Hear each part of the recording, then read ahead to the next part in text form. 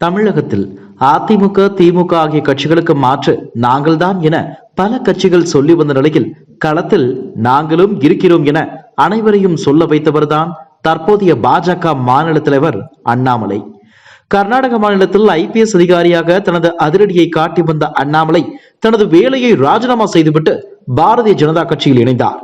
2021 சட்டமன்ற தேர்தலில் அதிமுக கூட்டணியில் போட்டியிட்ட பாஜக நெல்லை, கோவை உட்பட 4 தொகுதிகளில் வெற்றி பெற்றது. இதனைத் தொடர்ந்து மாவட்ட தலைவராக இருந்த முருகன் MP ஆக்கப்பட்டார். மேலும் அவருக்கு மத்திய இணையமைச்சர் பொறுப்பும் வழங்கப்பட்டது.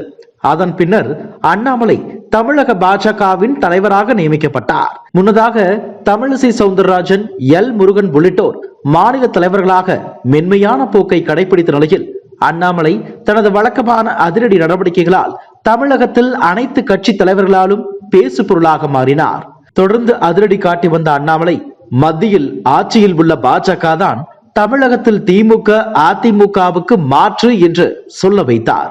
பாஜகவை வளர்க்கும் முயற்சியாக அதிமுக முன்னாள் தலைவர்களை தொடர்ந்து விமர்சித்து வந்ததன் விளைவாக பாஜகவுடனான கூட்டணியை முறித்துக் கொள்வதாக அறிவித்தது. அதனை பொருட்படுத்தாத அண்ணாமலை அமமுக, பாமக உள்ளிட்ட கட்சிகளுடன் கூட்டணி அமைத்து தேர்தலை சந்தித்தார். மேலும் தென் மாவட்டங்களில் சற்று செல்வாக்குடன் இருந்த சமத்துவ மக்கள் கட்சியை கலைத்த அக்கட்சியின் தலைவர் சரத்குமார் தன்னை பாஜகவில் இணைத்துக் கொண்டார்.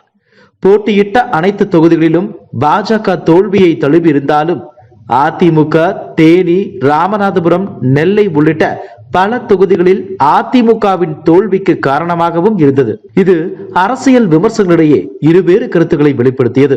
இதனிடையே அண்ணாமலை சர்வதேச அரசியல் தொடர்பான படிப்பை மேற்கொள்வதற்காக இங்கிலாந்தின் ஆக்ஸ்போர்ட் பல்கலைக்கழகத்திற்கு செல்ல உள்ளார்.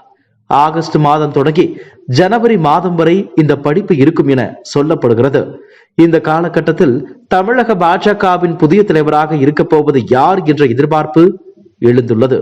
அதன்படி இந்த போட்டியில் கோவை சட்டமன்ற உறுப்பினர் வானதி சீனிவாசன், நெல்லை சட்டமன்ற உறுப்பினர் நயினார் நாகேந்திரன் இடையே கடுமையான போட்டி நிலவுவதாக சொல்லப்படுகிறது.